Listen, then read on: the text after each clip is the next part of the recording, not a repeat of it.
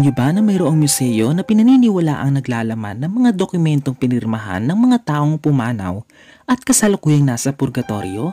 Ang simbahang ito ay tinayo para patunayan na ang purgatorio ay totoo at may mga espiritong nangangailangan ng dasal para makausad papuntang langit.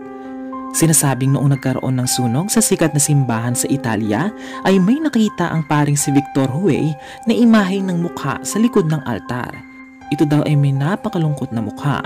Naniniwala ang pari na ang kaluluwang hindi makaalis sa purgatorio ay nais makipag-usap sa mga nabubuhay. Ito ang naging daan ng pagkakatayo ng museo. Ang mga koleksyon ng mga sinasabing dokumento ay nakatipon sa isang silid ng simbahan.